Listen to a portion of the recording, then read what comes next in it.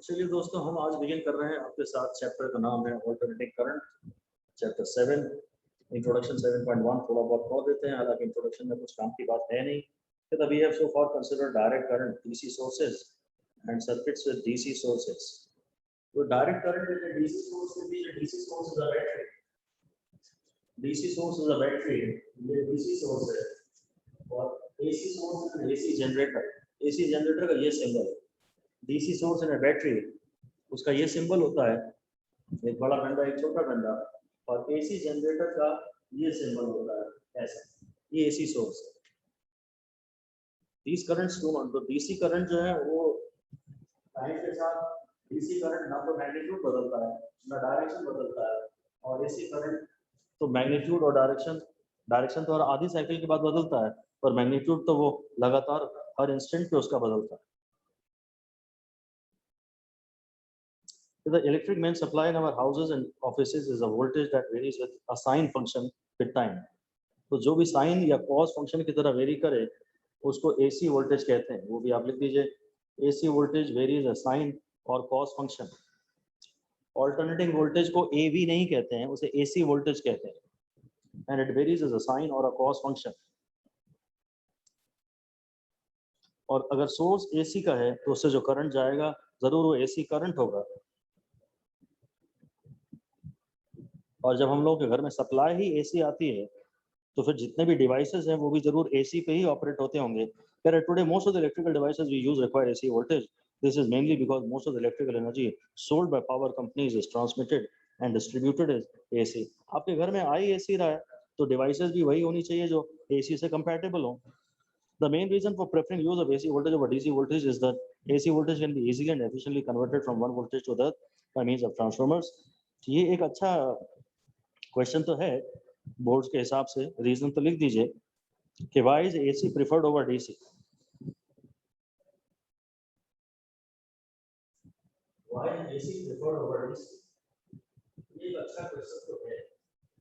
मैं देखता हूँ उस पर कितने स्टार लगाने हैं। तो कह रहा है, पहला इसने आंसर दिया है, नंबर 1 लिख दीजिए,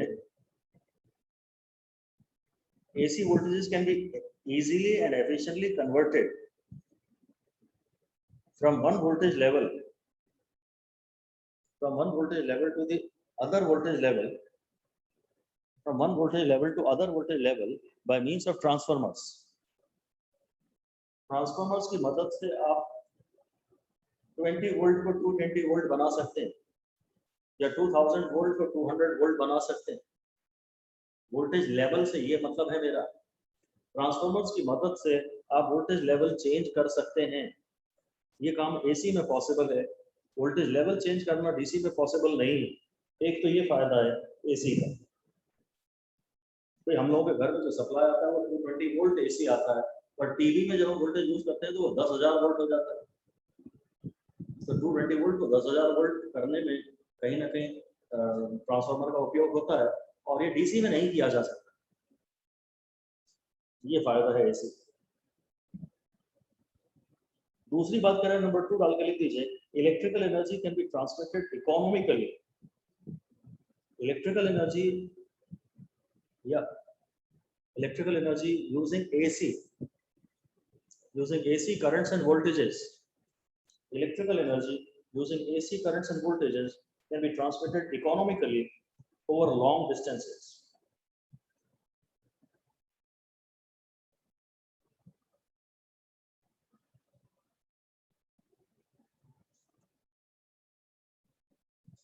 ट्रांसफार्मर में जब बिजली पैदा होती है कहीं बहुत दूर, और ट्रांसफार्मर का यूज हम पढ़ेंगे तो बाद में देखेंगे कि आपने देखा ही है कि खेतों में से ट्रांसमिशन लाइन चलती है। जब आप ट्रेन से जाते हैं एक जगह से दूसरी जगह, खेतों में से ट्रांसमिशन लाइन चलती है, वो बिजली लेके आती है। तो डीसी को अगर हम एक जगह से दूसरी जगह तक भेजेंगे ना तो ट्रांसमिशन इकोनॉमिक नहीं होगा। For some reasons to be studied later, AC का जो ट्रांसमिशन है, मैं सेकंड वाला यूज मेरे लिए ज्यादा इंपॉर्टेंट है, इसमें 3 स्टार दे दीजिए। इकोनॉमिक को अंडरलाइन कर दीजिए कि एसी, बल्कि ट्रांसमिशन को अंडरलाइन कर दीजिए। एक जगह से दूसरी जगह तक एसी को ट्रांसमिट करना ज्यादा आसान है। एक जगह से दूसरी जगह तक एसी को ट्रांसमिशन करना आसान है, इकोनॉमिक है। डीसी को करना पड़ता तो बहुत नुकसान होता। ये 2 एसी के फायदे हैं ओवर डीसी। ओके, आगे वो कह तो रहा है AC circuits exhibit characteristics which are exploited in many devices of daily use. छोड़ दीजिए. For example, whenever we tune our radio to a favorite station, we are taking advantage of a special property of AC circuits. One of many that you will study in this chapter. तो ठीक है, फिर आगे ही बात करेंगे, अभी क्यों बात करें? फिर कह रहे the phases or voltage and AC current are contradictory and redundant. Since they mean literally alternating current voltage and alternating current circuit, alternating current. AC electrical quantity जिसमें सिंपल हार्मोनिक मोशन होता है, मतलब डिपेंडेंस है, उसको हम आज भी AC कहते हैं. मतलब ऑल्टरनेटिंग करंट, एसी करंट अगर बोलते हैं तो उसका मतलब हो जाएगा एसी करंट. ठीक है, ये बातें बकवास है. हम तो एसी करंट और एसी वोल्टेज ही आज भी बोलते रहेंगे, कोई प्रॉब्लम नहीं है. अब थोड़ी बढ़िया शायद काम की बात शुरू हो रही है. हेडिंग दे दीजिए AC voltage applied to a pure resistor. Heading दे दीजिए AC voltage applied to a pure resistor. ये AC का सोर्स है और सर्किट में केवल रेजिस्टेंस है. सर्किट में केवल रेजिस्टेंस है. ये AC सोर्स है, तो इससे जो वोल्टेज मुझे मिल रहा है उस वोल्टेज की इक्वेशन है Vm sin ओमेगा t. तो जो वोल्टेज मुझे मिल रहा है उसकी इक्वेशन है Vm sin omega t. NBA omega sine omega T था ना AC जनरेटर. NBA ओमेगा को हमने EM लिख दिया था. तो AC सोर्स से जो वोल्टेज मिल रहा है ये जो टाइम वेरिंग क्वांटिटीज होती है, जो टाइम के रिस्पेक्ट में चेंज होती है, उनको हम स्मॉल लेटर से लिखते हैं. या तो ऐसा लिखते हैं कि V as a function of t, और या फिर स्मॉल लेटर से लिख देते हैं. स्मॉल लेटर से जब लिखा है तो यूजुअली उसका मतलब यही है कि ये टाइम के रिस्पेक्ट में वेरिएबल है. So figure 7.1 shows a resistor connected to a source E of AC voltage. The symbol used for an AC source in a circuit diagram ऐसा है जैसा कि मैंने दिखाया है. We consider a source which produces sinusoidally varying potential difference across its terminals. Let this potential difference called AC voltage be given by. इसने जो voltage पैदा किया है इसका नाम AC वोल्टेज है और इसकी इक्वेशन है Vm sin ओमेगा t. जहाँ Vm लिख दीजिए. Vm means maximum voltage. Vm means maximum voltage और peak value जो वोल्टेज है ये V है, ये T है और ये वोल्टेज है Vm. इसको हम बोलते हैं peak value, maximum value. Peak value या maximum value या amplitude और amplitude. उसने लिखा है where Vm is the amplitude of oscillating potential difference and omega is angular frequency. Vm आप लिख दीजिए amplitude और उस पे 5 स्टार लगा दीजिए एम्पलीट्यूड पे या पीक पे. जरा ध्यान दीजिएगा, न्यूमेरिकल्स में ध्यान दीजिएगा कि उसने एम्पलीट्यूड मांगा है क्या. फिर ये उसकी मैक्सिमम वैल्यू है और ये इन जनरल वेरिएबल वोल्टेज है जो टाइम के रिस्पेक्ट में वेरी कर रहा है.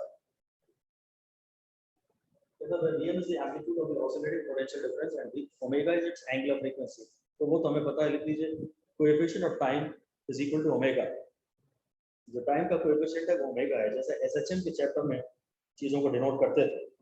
कहता है to find the value of current through the resistor we apply Kirchhoff's loop rule. अब वो कह रहा है भाई इस सर्किट में और तो कोई है नहीं, तो जब जितना वोल्टेज यहाँ से चलेगा, मान लीजिए इतना वोल्टेज अभी यहाँ से चल रहा है तो पूरा वोल्टेज यहीं गिरेगा. At any instant V is equal to IR.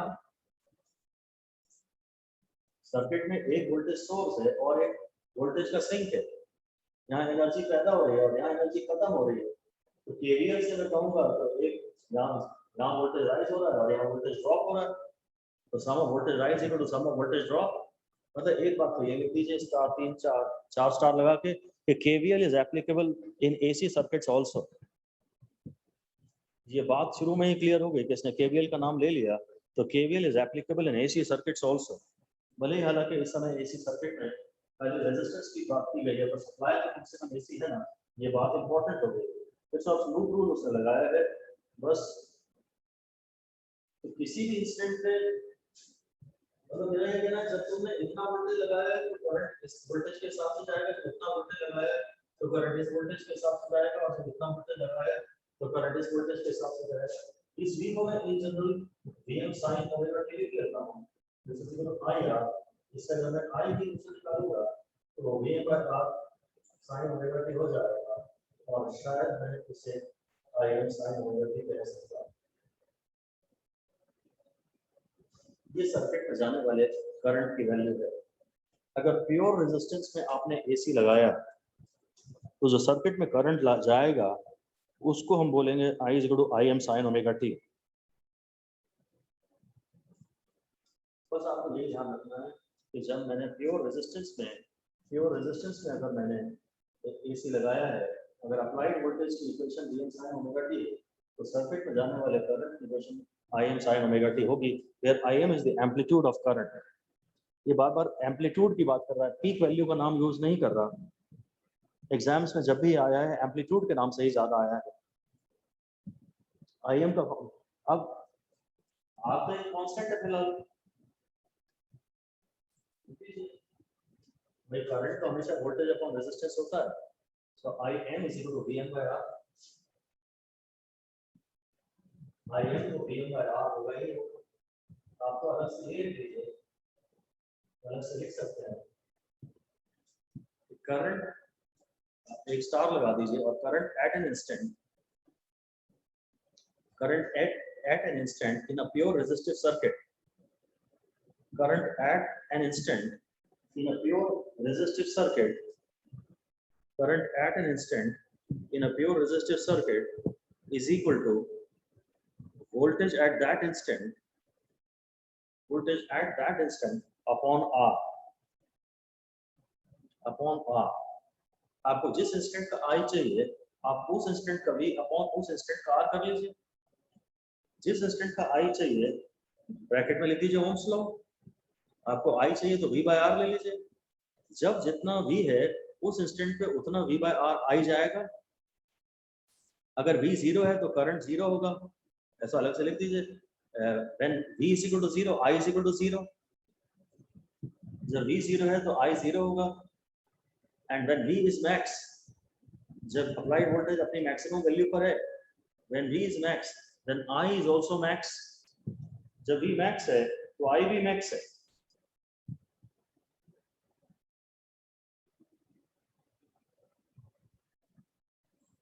तो ये जो I is equal to V by R है ये तो AC और DC के लिए सेम है, तो लिख दीजिए equation I is equal to V by R is same for AC and DC।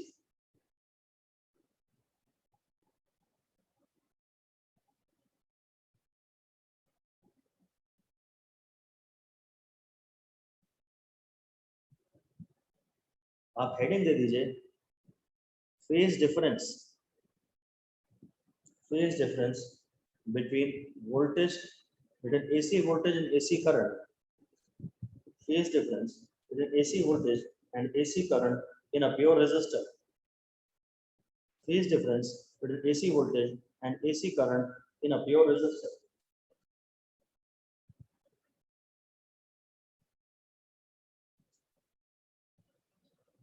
Phase difference between AC voltage and AC current in a pure resistor। तो अगर AC वोल्टेज ऐसा है, अगर AC वोल्टेज ऐसा है और ये वोल्टेज की VM है, तो सर्किट में जाने वाला जो करंट होगा तो ये होगा,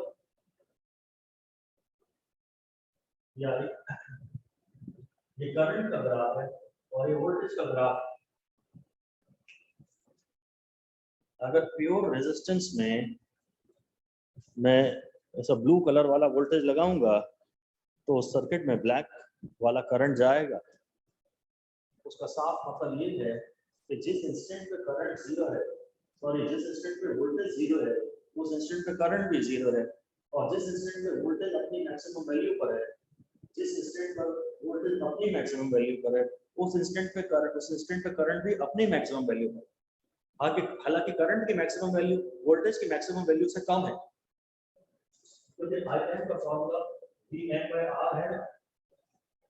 और जब करंट का पीक है तो सॉरी जब वोल्टेज का पीक है तो करंट का भी पीक है। जब वोल्टेज अपने मैक्सिमम पे तो करंट अपने मैक्सिमम पे।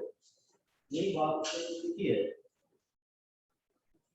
कहता है एक लाइन लिख दीजिए कि both V and I reach 0, both v and I, छोटा v and छोटा I, small v and small I, both v and I reach 0, comma minimum and maximum values at respective same times. At respective same time, जब voltage 0 है तो current 0, जब voltage maximum है तो current maximum, और शायद यहाँ की बात करें जब वोल्टेज मिनिमम तो current minimum. And therefore the current is always in phase with the applied voltage. Current is always in phase with the applied voltage. इसको अंडरलाइन करके बिल्कुल 5 स्टार दे दीजिए. Of course मैं फिर से चलो पूरा ही लिख लेता हूँ. Current is always in phase with the applied voltage for pure resistance in AC circuit. अब ये स्टेटमेंट कंप्लीट हो गया. प्योर रेजिस्टेंस की हम बात कर रहे हैं, एसी सर्किट की बात कर रहे हैं, तो वोल्टेज और करंट हमेशा साथ साथ चलते हैं. जब वोल्टेज मैक्सिमम तो करंट भी मैक्सिमम. इसको हम बोलते हैं कि कोई लैग और कोई लीड नहीं है, जैसा कि हमने एसएचएम में पढ़ा था. इनमें कोई फेज डिफरेंस नहीं है. फेज डिफरेंस का कॉन्सेप्ट 11th में एसएचएम के चैप्टर में आपने पढ़ा ही है. फाइनल फैसला फिर से 5 स्टार लगा के लिख दीजिए. For pure R in AC circuit phi is equal to 0. Phase difference is 0.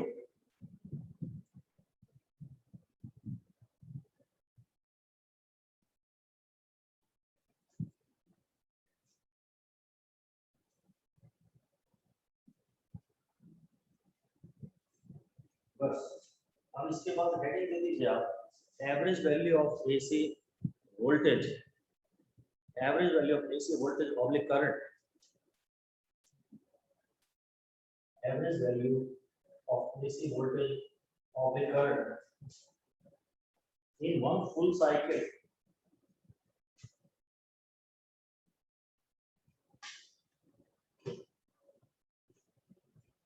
Average value of AC voltage of a current in one full cycle. यार ऐसा है, due to symmetry,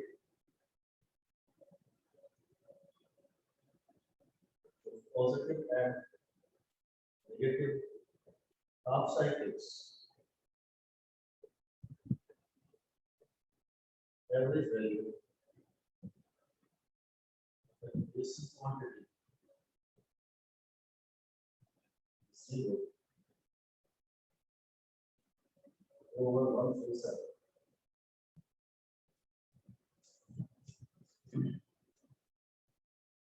अगर पूरी साइकिल की बात करें तो इसका एवरेज 0 आएगा. लास्ट पैराग्राफ में लिखा है इसमें कि we see that like the applied voltage the current varies sinusoidally and has corresponding positive and negative values during each cycle. Thus the sum of instantaneous current values over one complete cycle is 0 and the average current is 0. Average current तो 0 ही होगा क्योंकि जो जो positive half cycle में होगा उसका ठीक उल्टा नेगेटिव हाफ साइकिल में होगा. पॉजिटिव हाफ साइकिल और नेगेटिव हाफ साइकिल सिमेट्रिक होती है. तो जो यहाँ होगा, जो यहाँ होगा उसका ठीक उल्टा यहाँ होगा, और जो यहाँ होगा उसका ठीक उल्टा यहाँ होगा, और जो यहाँ होगा उसका ठीक उल्टा यहाँ होगा. अगर मैं सबको ऐड, सारे करंट्स को ऐड कर दूं, एवरेज निकालने के लिए तो आप यही करते हैं ना. आप आई एवरेज निकालने के लिए कायदे से यही करेंगे ना, I2 + I2 + I3 एवरेज निकालने के लिए तो यही तरीका है. एन इंस्टेंट्स पे करंट को ऐड कर दीजिए, खूब सारे इंस्टेंट्स पे करंट को ऐड कर दीजिए और नंबर ऑफ ऑब्जर्वेशन से डिवाइड कर दीजिए. एरर जब हम पढ़ रहे थे true value of a quantity निकालने का यही तरीका था. तो यहाँ तो जितना पॉजिटिव में करंट ऐड होगा उतना नेगेटिव में भी ऐड हो जाएगा और टोटल मिला के 0 ही हो जाएगा. ये हमें लाइन लिखने की जरूरत नहीं है. और आपको ये याद करना है कि पॉजिटिव हाफ साइकिल और नेगेटिव हाफ साइकिल सिमेट्रिक हैं. जो जो पॉजिटिव हाफ साइकिल में हो रहा है उसका ठीक उल्टा नेगेटिव हाफ साइकिल में हो रहा है और पूरी साइकिल का एवरेज मिला के 0 ही आ जाएगा. फुल साइकिल को जरूर हाईलाइट करिए. एवरेज वैल्यू 0 तो है पर फुल साइकिल एवरेज वैल्यू 0 हम ज्यादातर बोलते नहीं है. सिर्फ फुल साइकिल की एवरेज वैल्यू 0 है. अगर हम इसे 0 ही बोल देंगे तो फिर आप कहोगे कि हर साइकिल की एवरेज 0 हो जाएगी, इस तरह पूरा करंट 0. तो चैप्टर ही बंद करें. तो आगे लिखा है उसका, the fact that the average current is 0 however does not mean that the average power consumed is 0. लिख दीजिए अगली लाइन में डैश करके कि दो एवरेज करंट इज जीरो, तो average current in many full cycles of AC will also be zero. Many full cycles of AC, एक cycle नहीं कई सारी फुल साइकिल्स देख लो तो उनका भी एवरेज करंट तो जीरो ही होगा, but average power is not zero. Average power is not zero.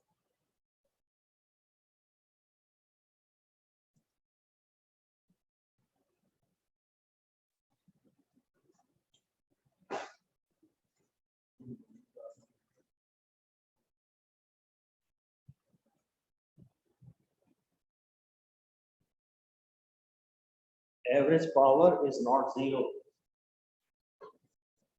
ठीक है। तो क्वेश्चन लिख दीजिए कि comment on joule heating effect, comment on joule heating effect in AC circuits.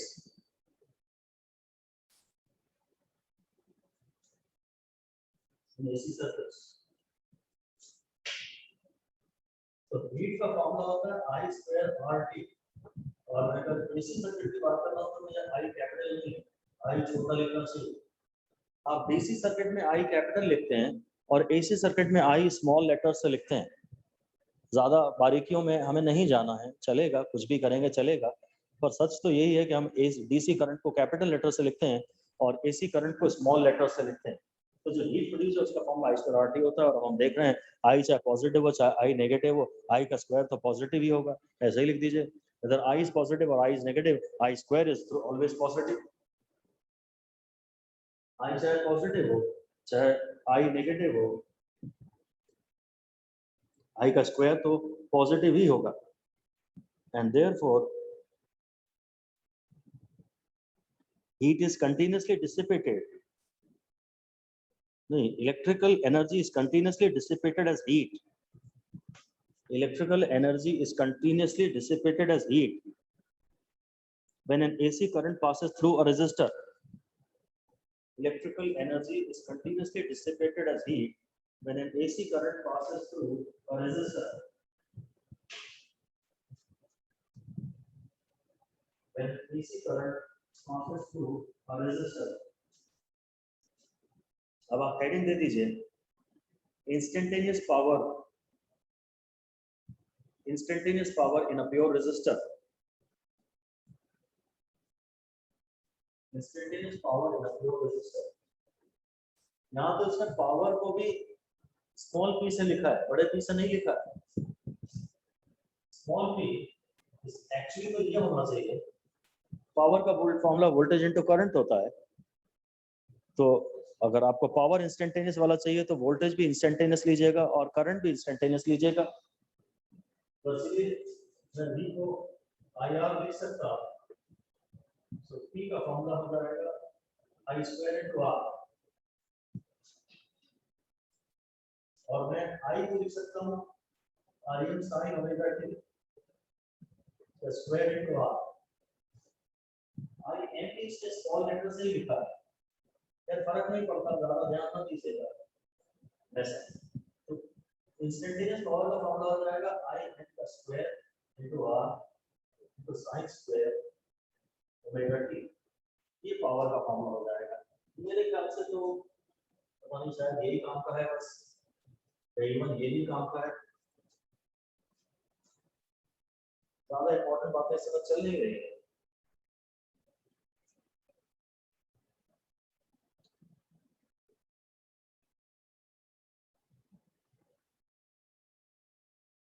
अब आप हेडिंग दे दीजिए average power over one complete cycle. Average power over one complete cycle.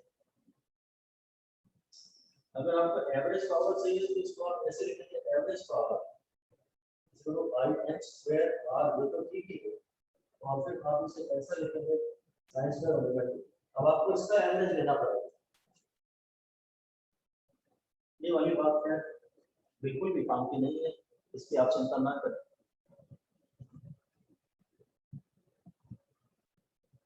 इसकी आप चिंता ना करें, यहाँ पे इसने बाहर लिख दिया है, या ये साइन लगा दीजिए या इसके ऊपर बार लगा दीजिए। The bar over a letter denotes its average value. ठीक है, बार लगाइए या वो एरोस लगा दीजिए, एक ही बात है। अब वो आपको ये बता रहा है कि अगर बहुत सारी क्वांटिटीज, अगर बहुत लंबे टाइम की बात की जाए, काफी सारी साइकिल्स की बात की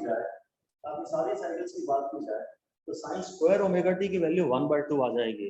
ये उसने कुछ नीचे प्रूव किया है जिसकी हमें जरूरत नहीं है, अलग से लिख दीजिए। चलिए खैर लिख दीजिए कि for a large number of cycles, एक साइकिल की बात नहीं है, for a large number of cycles the average value of sine square omega T is equal to 1/2। The average value of sine square omega T, इसकी जगह 1/2 लिख रहे हैं और लिख दीजिए नॉट इम्पोर्टेंट। ये बिल्कुल आवश्यक नहीं है, नीट के लिए आपको ये पता हो कि साइन स्क्वायर ओमेगा टी की एवरेज वैल्यू 1/2 होती है, पर यही एनसीईआरटी जेई वाले स्टूडेंट्स के भी काम आती है और वो साइन स्क्वायर ओमेगा टी की एवरेज वैल्यू जानते हैं। ये नीट में कभी भी नहीं आएगा, इस बात की मैं गारंटी ले सकता हूँ। ओके, अब आप हेडिंग दे दीजिए average power across a pure resistor, average power across a pure resistor over a large number of AC cycles, over a large number of AC cycles.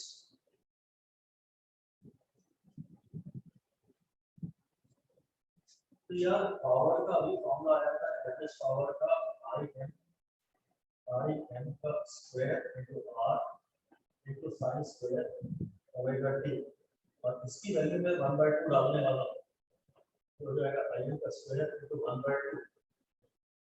ये आपको जानना नहीं है, ये आपको जानना नहीं है। आप फाइनल टेस्ट आ रहा है, आप I m का square into r, sorry vector का साइन नहीं बनाना है, सॉरी बस बार बनाना है, एरो नहीं बनाना है। हाँ ये मेरे काम, ये मेरे काम का है, मुझे इस डेरिवेशन में कोई इंटरेस्ट नहीं है, ये मेरे काम का है और इस पे हाँ मैं 5 साल दे सकता हूँ। तो प्योर रेजिस्टर में एक लंबे समय तक अगर ऐसे भेजें, बहुत सारी साइकिल्स साइन वेव की गुजर जाए, तो जो एवरेज पावर होगा, ये एवरेज पावर है, वो होगा हाफ इंटू I m का स्क्वायर इंटू r प्लस। ये इक्वेशन आपके काम की है, हालांकि डायरेक्टली न्यूमेरिकल्स में बहुत ज्यादा काम तो नहीं आती है, तो चलिए ठीक है, आगे भी ये ठीक है, जो इसका बड़ा रूप होगा वो भी ऐसा ही होगा, इसलिए चलिए अभी 5 बार दे दिए तो कोई बात नहीं। अब आप एक हेडिंग दे दीजिए RMS करंट, अगली हेडिंग है RMS करंट, RMS करंट, और RMS का मतलब है root mean square, root mean square current, root mean square. Maybe it's a type of mean value. It's a type of mean value. Mean मतलब average. So it's a type of average. RMS current जो है it's a type of average. शायद मैं RMS को ऐसे define कर सकता हूँ, I mean स्क्वायर हो जाएगा I1 square plus I2 square plus IN square upon n, जो हो गया स्क्वायर्स का मीन, ये हो गया स्क्वायर्स का मीन, ये है मीन स्क्वायर, और फिर RMS हो गया इसका रूट, I मीन स्क्वायर का रूट,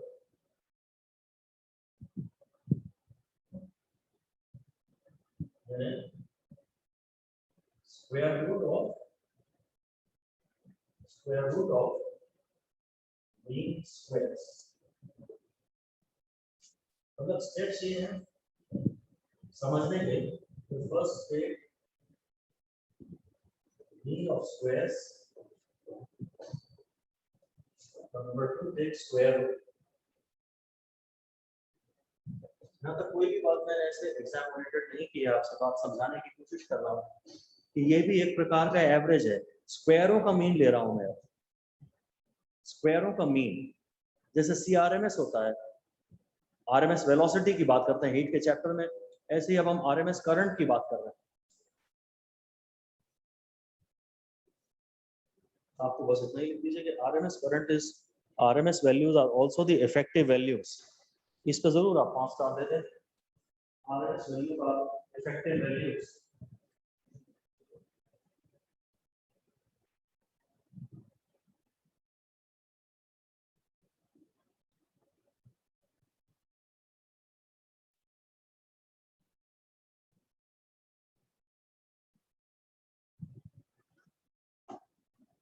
ये जो RMS वैल्यूज होती है ना, वो इफेक्टिव वैल्यूज होती हैं। ये सारी बातों से ज्यादा इंपॉर्टेंट बात वो है, उस पे अलग से आप 5 स्टार दे दीजिए। RMS वैल्यूज और इफेक्टिव वैल्यूज, ये एक प्रकार का मीन, ये एक प्रकार का एवरेज।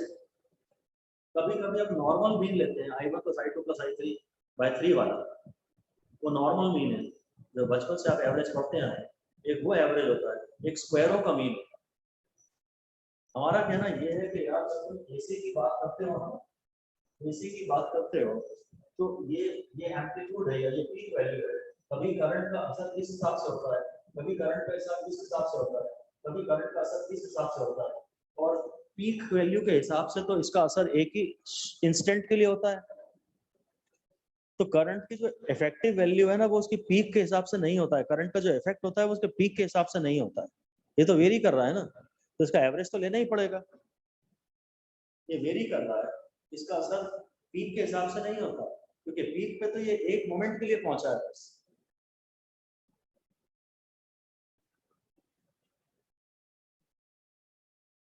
तो जो असर होता है, मतलब फिर से डैश करके लिख दीजिए कि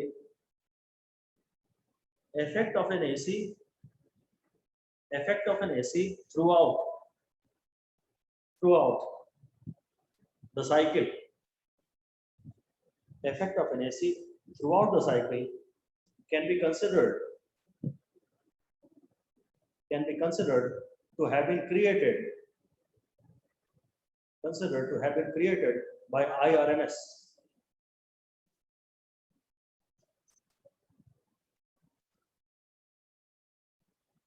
The effect of AC throughout the cycle can be considered to have been created by IRMS. समझे आप? हम ये मान सकते हैं, मतलब एक प्रकार से आप अगली लाइन में फिर से लिख दीजिए कि IRMS is that constant current. IRMS is that constant current which produces same heat in a resistor, in a given time, as that produced by AC.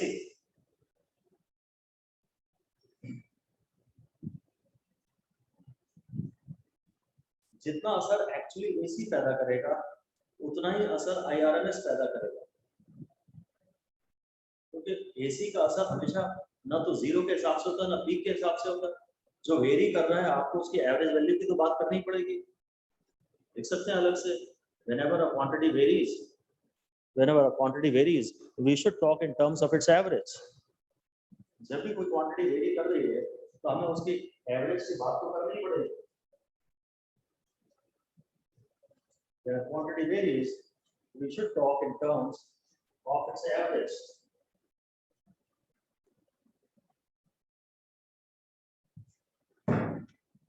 Whenever a quantity varies, we should talk in terms of its average value. अब बात यह है कि आपको फिलहाल जो असर हो रहा है ना, वो नॉर्मल ऑर्डिनरी एवरेज से नहीं होगा। जैसे देखिए, मैं हीट प्रोड्यूस की बात करूँ, तो चलिए मैं सीधे से बता रहा हूँ कि जो क्वांटिटीज आई के स्क्वायर पे डिपेंड करती हैं, अगर आपको उनकी एवरेज वैल्यू चाहिए तो आपको IRMS वाले एवरेज से रिलेट करना होगा। जैसे हम एवरेज काइनेटिक एनर्जी की बात करते हैं, तो ½mv/RMS का स्क्वायर लेते हैं। जो quantity I to the power 1 पे डिपेंड करेंगे, हम उनकी एवरेज निकालने के लिए I एवरेज लेंगे, और जो क्वांटिटी I के स्क्वायर पे डिपेंड करेंगी, हमें उनकी एवरेज निकालने के लिए एक स्क्वायर RMS वाला एवरेज लेना चाहिए। तो ये बात है कि डायरेक्ट काम की नहीं है, आप अपनी नॉलेज के लिए ब्रैकेट में लिख दें, आप अपनी अंडरस्टैंडिंग और अपने कॉन्फिडेंस के लिए लिख दें, ब्रैकेट लिख दें कि दोज क्वांटिटीज ब्रैकेट में लिख दीजिए बस। If a quantity varies as I to the power 1, if a quantity varies as I to the power 1, then to calculate its average value over a long period, we should consider ordinary average. We should consider ordinary average.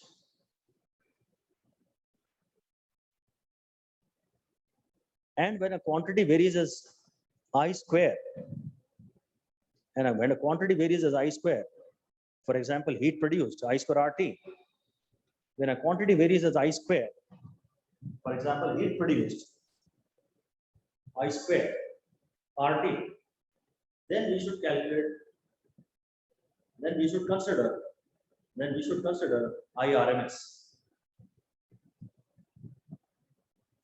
अभी भी हम average current ले रहे हैं पर RMS वाला average ले रहे हैं। ऐसे ही हम काइनेटिक एनर्जी भी करते हैं। अगर हमें काइनेटिक एनर्जी निकालनी हो हीट पे बहुत सारे मॉलिक्यूल्स की, तो हम हाफ एम वी स्क्वायर में वी आरएमएस वाला लेते हैं। तो एवरेज पावर का मैं आपको फॉर्मूला पढ़ा रहा था, तो to express the power RMS power, मैंने शायद हेडिंग दी थी आपको, आरएमएस करंट और इफेक्टिव करंट, बस इसको IRMS से डिनोट करते हैं, खाली आई से डिनोट करते हैं। तो मैं ये कह रहा हूँ कि यार हमारे पास एवरेज पावर का फॉर्मूला है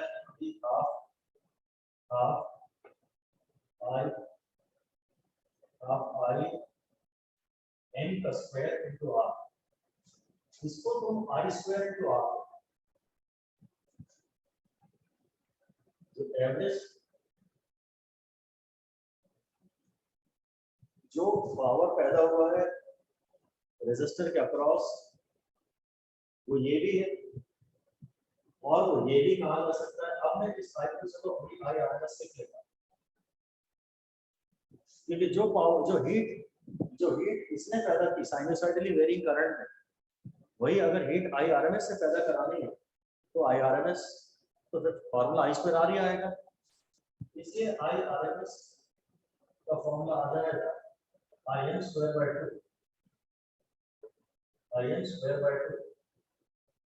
और इसलिए IRMS का फॉर्मूला हो जाएगा IM बाय 2, बस ये आपको याद है। Then 0.707 आइए, ये आपको याद करना है बस कि IRMS की वैल्यू है IM बाय रूट 2, 0.707 IM। ये बिल्कुल 5 स्टार वाला रिजल्ट। ये एक्सप्लेनेशन आप सब भूल जाइए। मैंने कहा था कि यार एक्चुअल एसी ने जो हीट पैदा की है, एक्चुअल एसी का जो पावर है वो ये है, पर अगर मैं कहता हूं कि एवरेज करंट IRMS है तो पावर का फॉर्मूला फिर बढ़िया आई स्क्वायर आर भी होना चाहिए था। अगर आप उस करंट को IRMS पे कांस्टेंट मान रहे हैं तो कांस्टेंट करंट का पावर तो आई स्क्वायर आर होता है। मैं करंट को जो कि वेरी कर रहा है 0 से IM तक, मैं उसे लगातार IM पे कांस्टेंट मान रहा हूं, तो हीट पावर मैं दोनों के इक्वेट कर ही सकता था। मेरे को ये सारे डिस्कशन दोबारा नहीं करने हैं, बस आप सिर्फ कंक्लूजन पे फोकस करें। क्या IRMS का फॉर्मूला है IM बाय रूट 2, बस। इसलिए आप एक क्वेश्चन लिख दीजिए कि calculate the effective value of an AC current, of peak value 10 ampere. एक AC करंट की पीक वैल्यू 10 एम्पियर है, उसकी इफेक्टिव वैल्यू बताइए। इफेक्टिव मतलब RMS वैल्यू बताइए, उसकी इफेक्टिव वैल्यू बताइए, यानी कि उसकी RMS वैल्यू बताइए। तो I effective is equal to I max by root 2 is equal to 10 by root 2. So IRMS is equal to 7.07 actually. ये 1/√2 आप जरूर बहुत अच्छे से ध्यान रखें, बहुत ही काम की बात है। डेरिवेशंस से की वजह से आपका मेन जो डिसीजन होना चाहिए, जो कंक्लूजन जहाँ ध्यान होना चाहिए, वहां से ध्यान थोड़ा हट जाता है। इसलिए डेरिवेशन शुरू में इंपॉर्टेंट नहीं है, कंक्लूजन शुरू में इंपॉर्टेंट है। ये बहुत ही इंपॉर्टेंट है। डेरिवेशन पढ़ेंगे तो यहाँ से आगे ध्यान बढ़ जाएगा आपका, इस पे फोकस कम रहेगा और डेरिवेशन से इरिटेट होकर आप यहाँ तक शायद पहुँच भी ना पाए। इसलिए शुरू में तो सिर्फ शॉर्ट नोट्स बनाने चाहिए जिसमें आपको सिर्फ फाइनल कंक्लूजन्स लिखने चाहिए। इसका ये मतलब है कि एक ऐसा एसी जिसकी पीक वैल्यू 10 एम्पियर है, वह जितना पावर पैदा करेगा एक रेजिस्टेंस में, उतना ही एक ऐसा डीसी भी पैदा करेगा, क्योंकि कांस्टेंट मान रहा हूं ना मैं आरएमएस को। ऐसा एक लिख दीजिए, power produced by N AC off peak value 10 ampere, power produced by N AC off peak value 10 ampere, peak value 10 ampere is same as the power produced by a constant current bracket में जैसे कि आप DC लिख सकते हैं, by a constant current of 7.07 ampere, by a constant current of 7.07 ampere। 10 ampere का peak value का AC जो काम करेगा वही 7.07 एम्पियर का DC पैदा करता है। यही बात इसने फिगर 7.3 में दिखाई है। फिगर 7.3 में ये उसने AC दिखाया है, ये AC दिखाया है, ये उसकी पीक वैल्यू है और ये DC दिखाया है, ये IRMS है और ये Imax।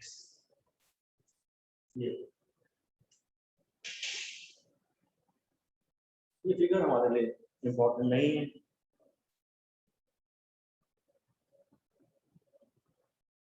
आपको तो बस ध्यान रखना है कि हाँ, इससे ये क्लियर हो गया कि कांस्टेंट है, IRMS एक कांस्टेंट करंट है और कांस्टेंट करंट को आप DC कह सकते हैं। 10 एम्पियर पीक वैल्यू का AC वही असर पैदा करेगा जो 7.07 एम्पियर का DC पैदा करेगा, क्योंकि अब करंट ना तो कभी जीरो है ना कभी पीक है, वो लगातार IRMS पे कांस्टेंट। पहले तो करंट कभी जीरो है कभी करंट पीक है, IRMS जो है वो लगातार 7.07 पे कांस्टेंट है। यही सब उसने अगले पेज पे दिखाया है, in terms of I the average power is P, और ये सब हो गया। और इसी तरह अगली बार हम लिख सकते हैं, हम लाइन में लगा कैसे लिख देते हैं कि VRMS का भी एक फॉर्मूला है, Vmax by root, VRMS का फॉर्मूला है Vmax by root। बस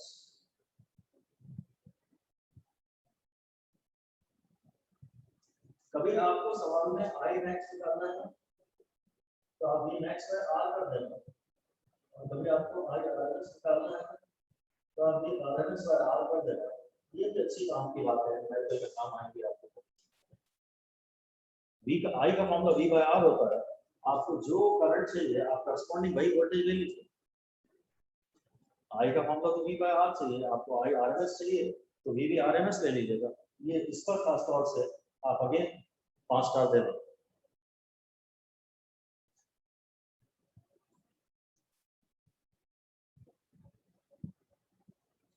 आपको अगर IRMS निकालना है तो आप सीधे V भी RMS वाला ले लीजिएगा। I का फॉर्मूला V by R, फिर वो कह रहा है equation 7.9 is a reduction in AC current and AC voltage and is similar to that in DC case। मतलब हम ये कह सकते हैं, डायरेक्ट करके एक बात लिख दीजिए कि for a pure resistor relation between V, I and R, for a pure resistor relation between V and I and R is same as in AC and DC। AC में भी रिलेशन वैसा ही है जैसा DC में।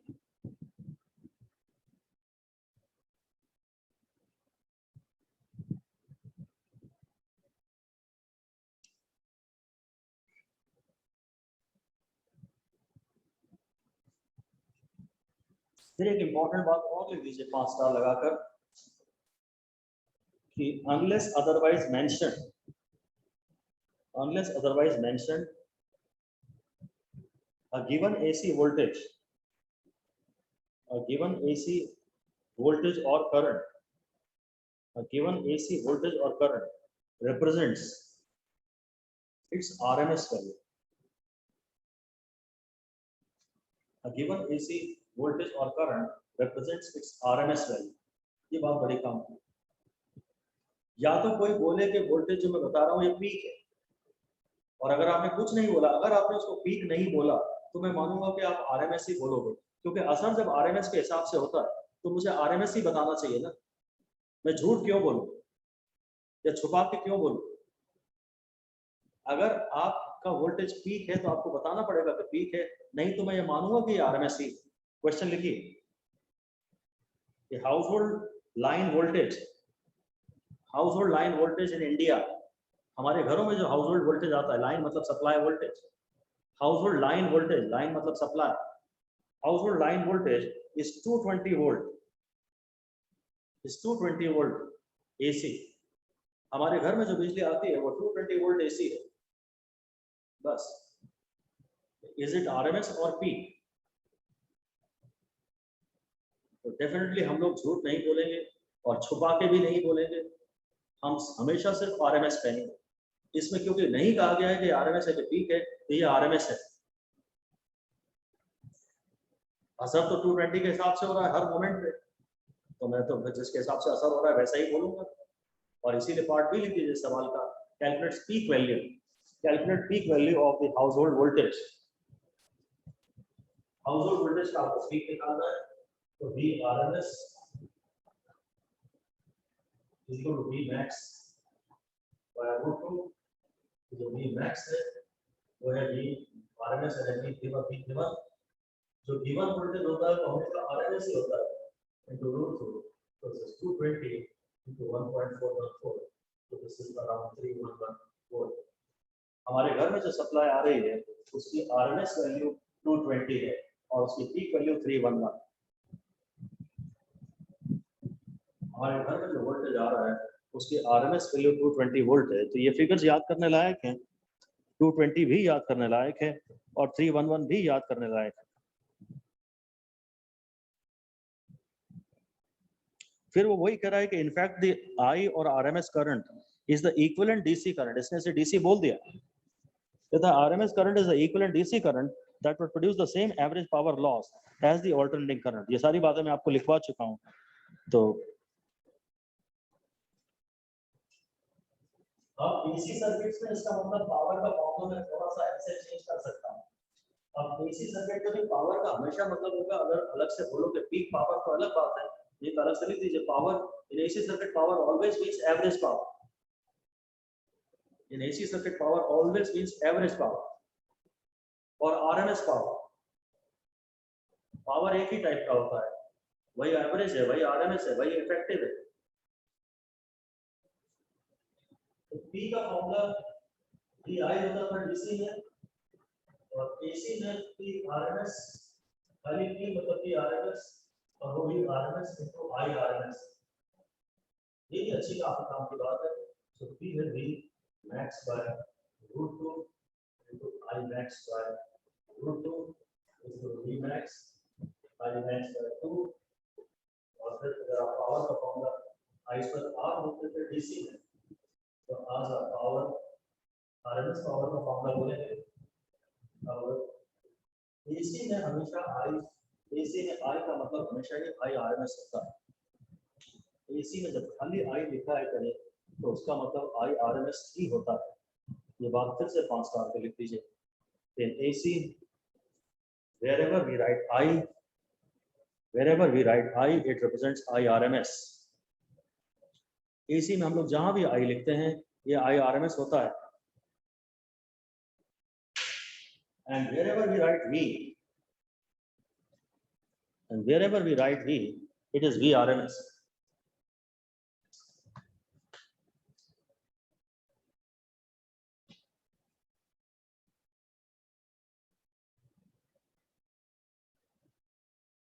जहां भी सिर्फ V लिखा होगा, बहुत इंपॉर्टेंट बात है, इस पर लिख दीजिए, वेरी इंपॉर्टेंट, खूब ध्यान दीजिएगा। अब इस चैप्टर में खाली V का मतलब V RMS और खाली I का मतलब I RMS बस। अब हम ये एग्जांपल 7.1 कर रहे हैं कि द लाइट बल्ब की पावर 100 वाट दिया है और सप्लाई 220 वोल्ट है। Find A the resistance of the bulb. मुझे P दिया है और V दिया है और R निकालना है, तो मेरे ख्याल से P का फॉर्मूला है V² बाय R, तो R का फॉर्मूला है V² bye P। 220 square upon 100, 48400 upon 100, मेरे ख्याल से 484 ohms इसका आंसर आ जाए। ए कहता रेजिस्टेंस डबल, बी कहता पीक वोल्टेज। अब उसने पीक बोला है साफ साफ, बी पार्ट में कर रहा हूं, peak voltage of the source, peak voltage is V max is V RMS root 2, यानी v1 रूट 2 वो 220 into रूट 2 है और वो 31v1 वोल्ट। जब आपके घर में 100 वाट की अगर कोई ट्यूबलाइट है उसके बारे में ये एग्जैक्ट डेटा दे रहा है। पीक का नाम अलग से बोला है तो ध्यान दीजिएगा। और सी कहता है RMS current through the bulb. अगर आपको आई आरएमएस चाहिए तो वी भी आरएमएस कीजिएगा अपॉन आर कर लीजिएगा। मैं तो हालांकि कुछ बेसिक फॉर्मूले से ही बेसिक फॉर्मूले से ही सॉल्व करना चाहिए। आप पी इसमें क्या है, अगर इस फॉर्मूले से करें तो आपको ना पहले ये आर जो बीच में इंटरमीडिएट स्टेप में आर आया था वो यूज करना पड़ेगा। पर अगर कोई नया ही सवाल मान के इसे करें तो हमें बिल्कुल बेसिक से दोबारा स्टार्ट करना चाहिए। ये मत मानिए कि आप निकाल चुके हैं, बिल्कुल बेसिक से स्टार्ट करें। ये फॉर्मूला मैं नहीं लेता, हाँ मैं पी का फॉर्मूला वी ले लेता हूँ, तो मुझे वी दिया है। अब मैं ये भी अगर आरएमएस लूंगा तो वी भी आरएमएस होगा और आई भी आरएमएस होगा। और जो पावर दिया 100 वाट वो आरएमएस पावर ही होता है हमेशा। और जो वोल्टेज दिया है वो 20 वोल्ट है तो वो आरएमएस वैल्यू ही है। इससे आपको आई आरएमएस मिल जाएगा। ये फॉर्मूला ज्यादा काम का है इसमें। अगर मुझे पी दिया है और वी दिया है तो मैं आई तो निकाल ही सकता हूँ, पी और वी दिया है तो आर निकालने में तो फिर भी मुझे थोड़ा सोचना पड़ेगा। पी दिया और वी दिया है तो आई निकालने का फॉर्मूला तो बिल्कुल ही सीधा सीधा है, P is equal to V I. बस जो गिवन पावर है जो 100 वाट है वो भी आरएमएस पावर। पावर तो कभी और पीक होता ही नहीं। That given power is always RMS power. Given voltage is always RMS voltage. बस यही बात है। ऐसा RMS का कॉन्सेप्ट आपका यहाँ क्लियर रहे इतना फिलहाल काफी। Alright, thank you.